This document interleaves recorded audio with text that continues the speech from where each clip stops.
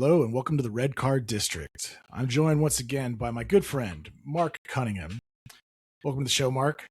You can follow him What's on up? Instagram at MarcJC88 and check out his projects at Asura Creative.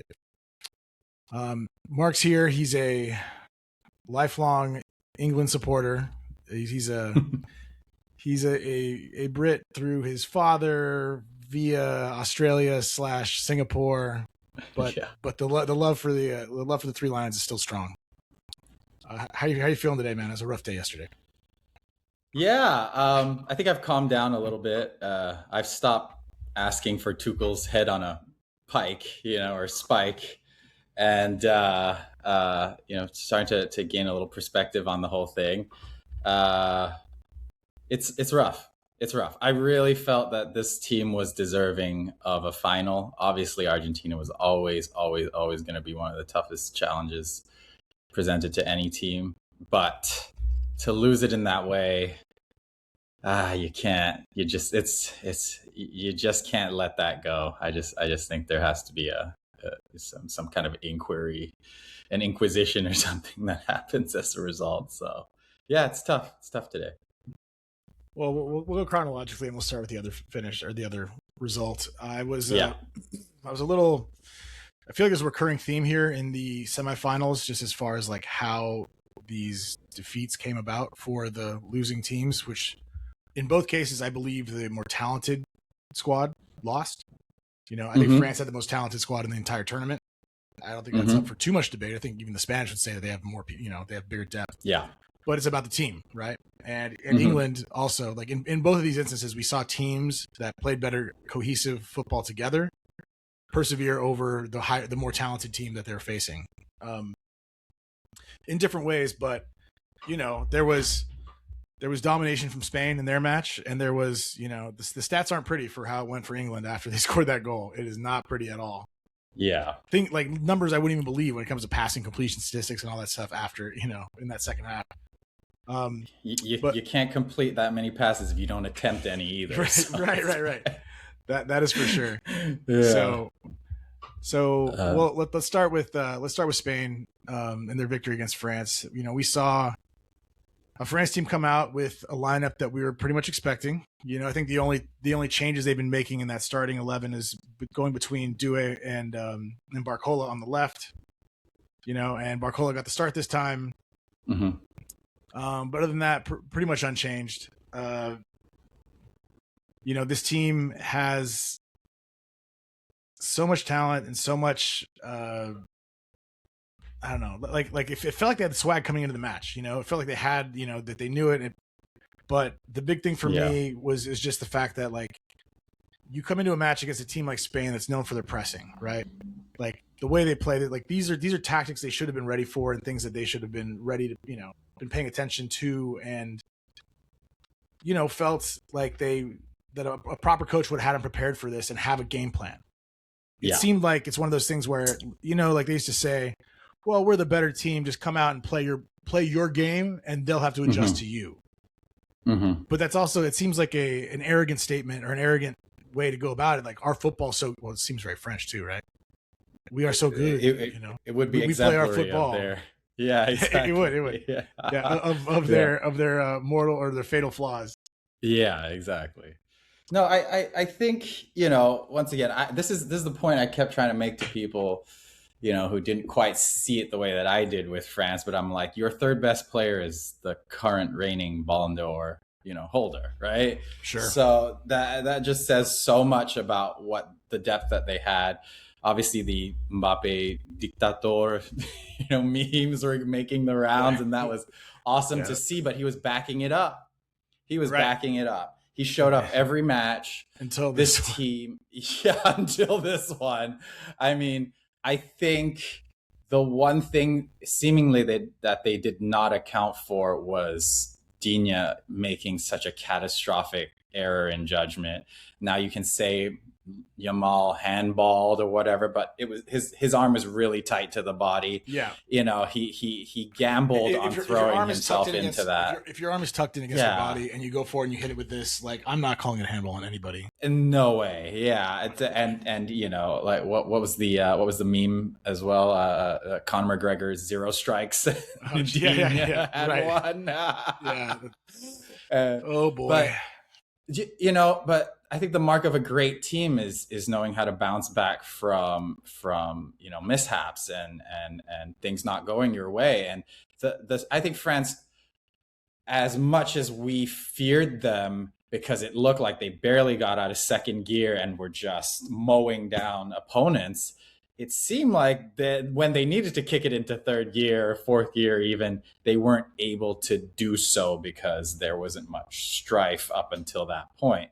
So it's disappointing, but all credit to Spain. I felt that they put on a masterclass of possession-based, stifling, suffocating football that once again just created 2 instances that exposed France's weaknesses, and those led to goals, and then they won the match. Period. So, what more can you say? It's not the most exciting team to see in the finals, but they deserve it. I have to hand it to them. Yeah, it was the right time for everything to come together. Yeah. And even though Spain had, well, rightly so, had a very impressive defensive record, which continued here in this match as well. They just didn't look that coherent going forward. It took late goals, like bringing on Mikel Merino for an 89th and a 92nd minute. This wasn't the free flowing Spain that we have seen in the past.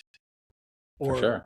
For a while we had expected. It was like, all right, we're getting a different version. They're not quite as potent. I'm not really big on giving Rodri his flowers, but he definitely has looked a little more back to the best version of Rodri. Yeah. In their captaining, holding it down, the organization between them and the defense was really good. Like Oyarzabal, up there playing as the false 9. Hey, also specifically with him, way to show people how to take a fucking penalty. Seriously. Like please, watch this.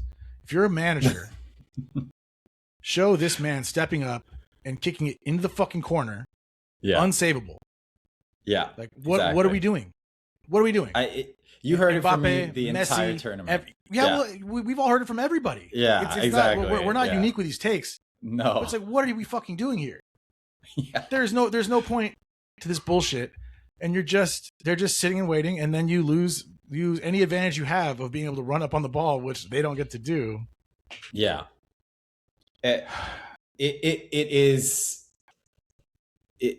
It's like an epidemic right now amongst all these strikers who are trying to do the stuttering. And I, for one, just feel like, it works 30% of the time. And if you will, penalties are like a 50-50. So, I think, not a 50-50. I mean, they're 70 or 80, really, if you're taking a good penalty. Yeah. But you're bringing it down. You're bringing it down to 50-50. I think by doing this, you're really, really lowering your chances of, your overall your conversion rate has to drop. So there are a few guys that pull them off and do it, exquisitely and do it right, almost all the time. And if you make them and you've never missed one, then fucking go ahead. But the people that we've found guilty of this, I'm not looking at anyone specifically. Eberechi Eze, my boy, in a Champions League final. That running up and doing this with these penalties. It's like, okay, if there isn't a track record, but now I've seen a compilation video, and here's 1, 2, 3 misses in the same fashion. What the fuck are we doing? No. So I digress. Yes. Very good penalty from Oyarzabal to get the first goal. The penalty though, like Digne. Now here's the thing. I don't know why France has a rich history of good left backs, over the course Yeah. of time. Your favorite left back of all time? That's right. Yeah, Gael Clichy. Uncle Pat. Gael Clichy. Gael Clichy, right? Clichy. All right. His national team teammate, his backup primarily. Clichy was a good fullback, but Sure. Ever was better than him. But he wasn't better than Ashley Cole. So, Chelsea gun. But yeah, you're a big Chelsea fan. hey, how about Chelsea talking doing that celebration? Enzo Fernandez. I don't know if you saw this. No. Yeah, No, they I did tweeted not, Enzo Fernandez and him like scoring the goal. Yeah. And then people were like, "You're an English club. Like, what the fuck are you doing? You're celebrating England losing, you fucking morons." It's just like Chelsea to not really get the point of anything. Yeah, just right over their heads. Yeah. Yeah. Whoever's running their social media, it's one of their people. Probably Taboli. Yeah, he's got the keys. Like, hey, tell the social media intern to lock me in. Right. Send me the code to the email so I can log into this right terrible. now. So Spain win this penalty. Lucas Digne was a pretty decent fullback, but never even in his prime, which we will say. Actually, let's see exactly how old he is. Lucas Digne is like 32, 34, something like that. Let me put that up right now. He's getting there. Yeah, it's right here. Born 1993. Sounds like it's too late. If you're close, you're on the wrong side of 30. Yeah. So he's 32 years old. And at fullback, it's pretty old. As far as like positions where you're old at 30 and 30 plus, wingers and fullbacks, you don't really want them in their 30s so much. Right. He's not a bad fullback, but it's like, he had his moment, and I know he just made a move to PSG from Aston Villa, right? But that's right. Yeah. But like, when was his prime? When he was with Everton and he was in his mid-20s? Yeah. So that was when he was at his fastest. Right. Yeah. Right. Exactly. And that's really when it comes to fullbacks, like quickness, and as we like quickness was a factor here in this play, but also just like a sense of awareness, all right, maybe the quickness is gone, but the veteran experience to where you should be like, here's this ball just hanging up in the air for beat, still up in the air. And you're just going to swing wildly at it. Like no one's going to fucking close you down. Like so oblivious. Yeah. Like it's such a brain fart. Like, yeah. How come one of the only token players on France has to fucking do this shit? Yeah. And absolutely. Rabiot gave away the foul right outside the box. It was really dangerous too. Like they weren't doing it for the Whiteys. They looked completely out of sorts. Like I just remember a couple times they tried to string two passes together and knocked it out for a throw in. Like they could not get going. And I have to say, like France put three players around Michael Olise at all times and completely shut him out of the game. Yeah, marked him out of the game. He had to be subbed in the 60-something minute, which was unheard of, right? Throughout this tournament and throughout his season, even at Bayern Munich. So, like I said, they just came in with a plan. They have a history of beating this France team. I think they've won the last 4 meetings against them. So for France to come in here and, as you said earlier, to just play their game was foolish. They needed to be a lot smarter, a lot more savvy with how they were going to approach this. And, ultimately, I think they paid the price. And now they're in the third place match. and the third string team can play.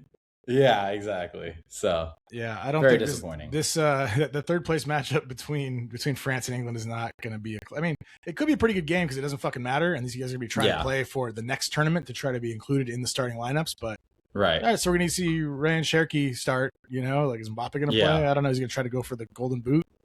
Potentially. Probably. Maybe. Yeah, why not? Yeah, why not? But ultimately, are we going to see Mateta start, and it's just going to be like, fuck it, it's third place. Yeah, I think if you ain't first, you're last. Right. I think that the final ultimately misses out because France is not in it. The way that how exciting it was in 2022, right, against Argentina. that was France. Like high flying, the final misses out on having them there. Well, and yes, but Spain are the reigning Euro champs and the most successful European team over the past 2 decades, right? True. Having won 08, 10, 12, and 24. Yeah. Yeah, So it's and not. Lamine Yamal has yet to score his goal in the tournament. So maybe right. now's the time he'll step up. Yeah. So he better. Yeah. He better. Sorry, everyone who listened to the last episode, and I hope no one followed my betting advice and oh God, took France and England because your boy got murdered. That what murder? That was good advice, but here's what I said was I'm gonna go with the more talented teams, and I'm not gonna bet against the better talent, and so that's what I went with. And the clutch gene, I guess, wasn't part of it. No. England fucking up. I mean, I thought they were going to make the final before they shit the bed, but tough to say. So anyway, back to France. Giving up the penalty through Digne when there really hadn't been much going either way before then. And then you get to the second half, and you're just kind of like, we're waiting for them. Like, okay, like what did Deschamps do at halftime? Are we going to see a tactical change? Are we going to see something to stem this tide, to change momentum, some substitutions? And nothing really happened. Like, no, we didn't see anything. It looked pretty uninspired, and it looked like a team that was just kind of like not just going through the motions, but just kind of like didn't know what to do. Like lack of ideas.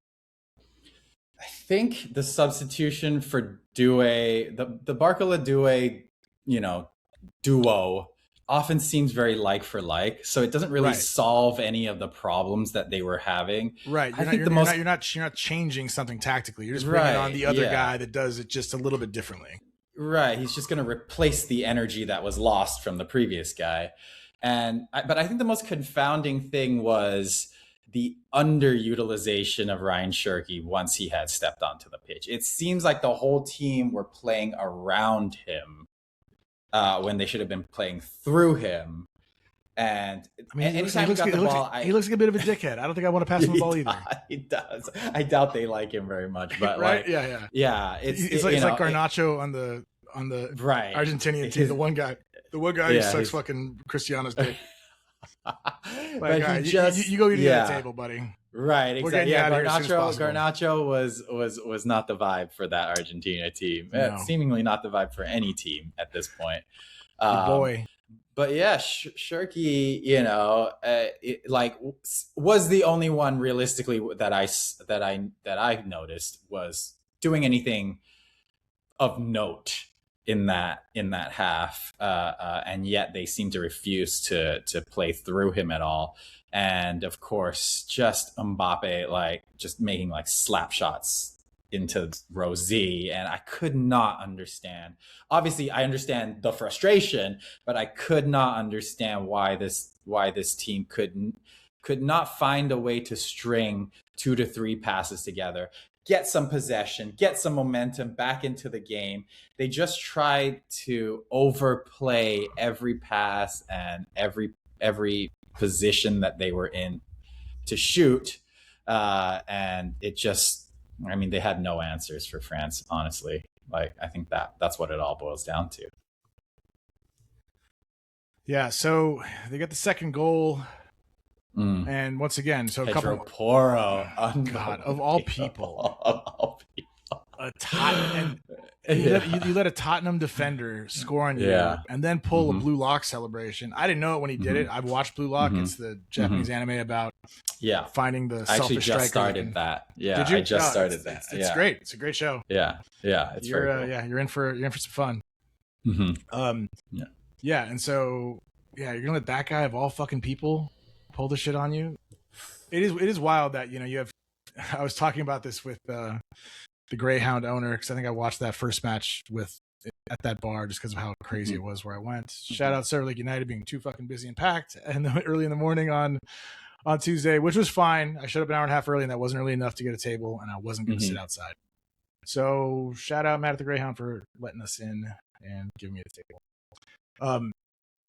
but he's talking about it. He's watching this. He's like, here's Pedro Porro doing this, and then who's the guy on Argentina? Oh, and Romero for Argentina. You know, and these guys are doing doing the most important contributions in the World Cup semifinals. Seriously, when they were just nearly relegated like fucking 2 months ago. So seriously, wild shit. What does that? Life comes at you fast. It's so shame. Yeah. Spurs can poison anything. I mean, those guys are two of the most miserable players on Spurs. Like literally the guys that I would punch in the face first on Tottenham. Romero and probably Porro. Might be one other guy, but like they're Romero's definitely number one. With that, and Porro's not far behind. That's for damn sure. No red cards for Romero. Maybe that's a FIFA thing. Well, I don't know. I'm just saying. Yeah. Well, I mean, it's not like he didn't get it. Not like he didn't get a yellow in the first half in this match. Yeah, he did. Yeah, exactly. So Spain kind of cruised through it. The last 20 minutes just seemed like no energy, no ideas, just kind of like, what are we going to do? And also like one point that I forgot to make about this earlier and what happened in the first half that really changed the tone for me in the match was when William Saliba went down injured. You know, he hurt his back. He's been nursing this injury. He's been playing with it through the end of the Premier League season. Yeah. And of course, it fucking goes out, and now they're talking about surgery. Thanks for sending me that link too, just to make my fucking day better. Yeah, I know. Yeah, I knew you were happy to be the bearer of bad news before we record. Oh, he could be out 5-6 months. Yeah. Oh, Joaquin, how sad. I hate you. I felt for him. He's, obviously been one of the best players for Arsenal and France the entire whatever, but it just felt like one of those matches for France, didn't it? But it just stood out so much because immediately after there's like a rough bad pass, like a back pass to the goalkeeper that was a little too hard, and then a mistimed tackle, and all of a sudden like everyone's at 6s and 7s in the back, and they lack all this composure, and like that's the reason why they call Saliba the Rolls Royce is because he's so smooth as he moves back there. He's moving easy, he's always in the right place, he's never caught out of position. People are calm around him. You have him next to you, you're like, hey, it's all good, he's here. Like Luka Meccano, like that partnership has been a good partnership. But it's definitely, the I don't know, not exactly thunder and lightning, but you know what I mean? Like he's kind of the more robust one in the similar way that Gabriel does the same job for Arsenal. Yeah. In that same way. You have the guy that goes and attacks more, the other guy that kind of holds, but stays in position correctly. And immediately the composure on the ball in the back, not just the back third, but from the middle of the park back for France looked sus. Under the pressure from Spain, all of a sudden they're looking sloppy, not able to make these passes, and and then there were fouls, and literally the guy, where that second goal comes from for Porro, that's the guy, that's the guy that Saliba would have been marking, stuff like that, like, oh well, this guy lost his mark. Who's the guy who was marking him? Lacroix or whatever, right? That's the guy who came in for Saliba. That's right, Lacroix. Yeah. It's like, well, funny how that shit works, right? Yeah. So they basically cruise. We now have Spain in the final. France are, I guess they got to hang out for the week in U.S. They're probably out partying and shit now, though. To be honest, I don't know. They don't have. I mean, I guess their coach is still there for a swan song before our boy Zizou comes in. Yeah, that's right. That'll be a good transition for them. But so then we moved on to let's move on to the match from yesterday. The England match against Argentina. Not too many surprises in the lineup. I guess Morgan Rogers earned a start more through Noni Madueke's inefficiency than great play on his own, but he definitely looked more lively and more useful than him. Yeah. And we're worrying enough. I mean, honestly, with the way it ended up, I'm glad Saka didn't come on. But the fact that Saka didn't come on even when they went down, I mean, maybe he just wasn't warmed up, and I don't know. But the fact that he didn't even factor in one bit scares me a little bit for his preseason with Arsenal. Agreed. Just because, like, why wouldn't you bring your most productive attacking player when you need him in a World Cup semifinal? He's wrapping him in cotton wool for the final. Yeah, little mistake. I mean, I think if he was healthy enough to be on the bench, he should be healthy enough to play 30 minutes at least, right? I thought, they were going to do like what they had done the rest of the tournament where when Nani started, you had Saka come on at 45 or 55 or 65, somewhere around there. Yeah. and get 20 or 30 minutes. I thought maybe with the potential of penalties and an extra time, yeah, he would be a later sub, like 80th minute or something like that. And we never saw him come on. No. So let's go through. So Anthony Gordon, scores a goal, nice volley. Morgan Rogers assist. Yeah, Morgan Rogers assist. Yeah. So he hadn't done so much. Far, we've been, a good call. Right. To have him on. We've been talking about him, and he hadn't really done much. But then he comes up with the moment that should have been, would have, should have been the could have been the goal that sent him to the World Cup final. Right. And you're looking pretty. Like, you're sitting pretty. Like, okay, this game was a pretty cagey first half, but it didn't look like Argentina wasn't dominating the first half. I wouldn't say that. There were some chances. There were moments where they had a little bit more. I think the last few minutes of the first half, they kind of added a little pressure.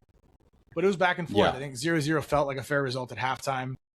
No one had really, grabbed the match by the scuff of the neck. And when they got the goal, it didn't really feel against the run of play. But then what happened after was shameful. And once again, like, Tuchel, if this is what you're going to fucking do, they could have kept Gareth Southgate. What the fuck are we doing? So you tell me your problem with your manager. I think first and foremost, he got the exact same result that we would expect from Gareth Southgate.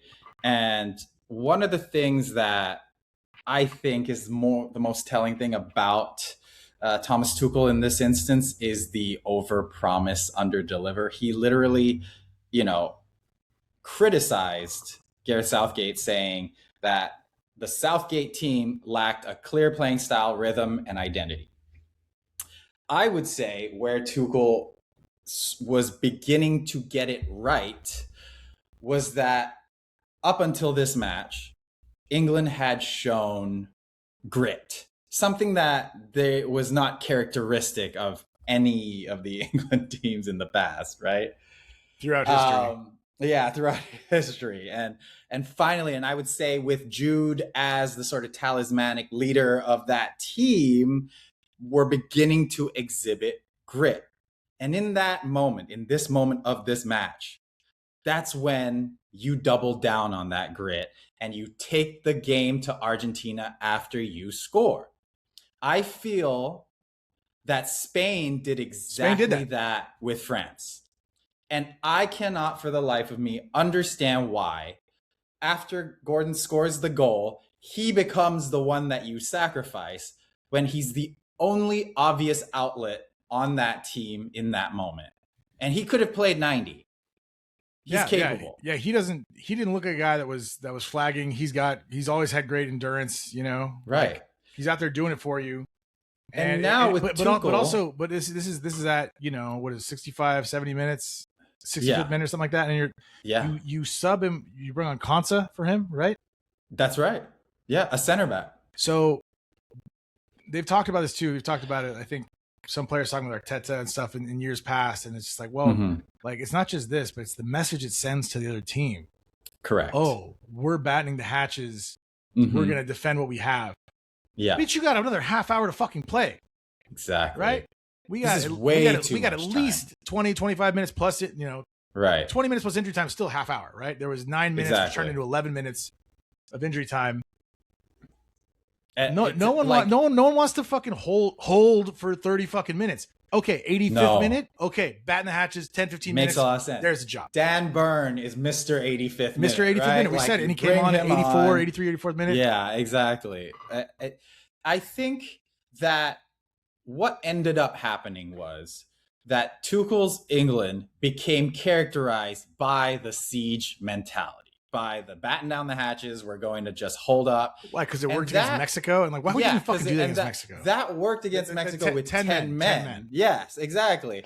But it seemed to click something in his brain as if this team was like fully capable of just continuing to do that every time they got the lead.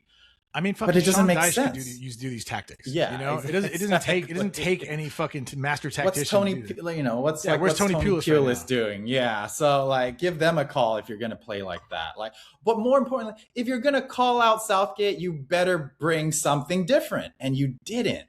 Like, and that is shameful. And it is, once again, the entire debacle is characterized by how cowardly his substitutions appeared at the end of the day. And I cannot for the life of me understand why with 35 minutes to go, he would not believe that this team could carry on the way that they had been. Up until that point, they had faced down every elbow to the neck, every bad refereeing decision. They had weathered every storm and then gone into taking the lead. They had shown that they were trustworthy of continuing that at least until the 80th minute. And for what it's worth, now that this has happened, we were already critical